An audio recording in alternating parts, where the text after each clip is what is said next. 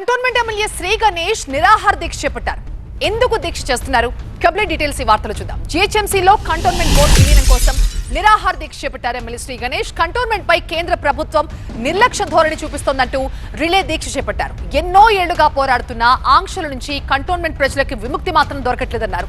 రాష్ట్ర ప్రభుత్వం తరపున ఏ పని చేయాలన్నా కూడా ఆంక్షలు అడ్డొస్తున్నాయంటూ ఆవేదన వ్యక్తం చేశారు.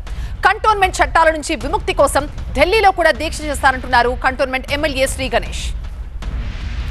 ఎన్నో సంవత్సరాల నుంచి ఈ కంటోన్మెంట్ బోర్డుని విలీనం చేయాలి, ఈ కంటోన్మెంట్ల బోర్డులో ఉన్న చట్టాల నుంచి విముక్తి చెందాలి, ప్రతి కార్యక్రమానికి రాష్ట్ర ప్రభుత్వం నుంచి ఏ ఒక్క సంక్షేమ పథకానికైనా ఏ ఒక్క అభివృద్ధి పని చేయాలన్నా ప్రతి ఒక్క దానికి ఆంక్షలు ఆంక్షలు ఆంక్షలు పెట్టారు.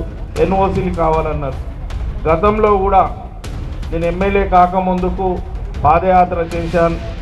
నేను 2018లో కూడా ఎప్పుడైతే కంటోన్మెంట్ బోర్డు ఎలక్షన్ నుంచి ఎవరైతే ఏవియేషన్ ల్యాండ్లో ఎవరైతే డిఫెన్స్ ల్యాండ్లో ఉన్నారో వాళ్ళ ఓటు హక్కు తొలగించినప్పుడు కూడా ఇదే మాదిరిగా అన్నానగర్ చౌరస్తాల్లో 2018లో కూడా ఒక్కరోజు నిరాహార దీక్ష చేశాను.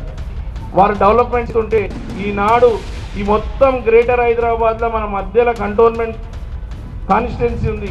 కానీ ఇక్కడ ఏం డెవలప్మెంట్ చేయాలన్నా కూడా ముఖ్యమంత్రి గారు కూడా ఉన్నా కూడా ఇక్కడ మన కంటోన్మెంట్ బోర్డు డిఫెన్స్ వాళ్ళు మనకు ఎన్ఓసి ఇస్తేనే ఇక్కడ పని చేయగలుగుతాం, లేకుంటే ఇలాంటి పని చెయ్యదు. ఇది స్టేట్ మున్సిపల్ కార్పొరేషన్లో విలీనం అయితే మనకు ప్రత్యేక నిధులు వస్తుంది, ఇంకా బ్రహ్మాండంగా డెవలప్మెంట్ అవుతుంది.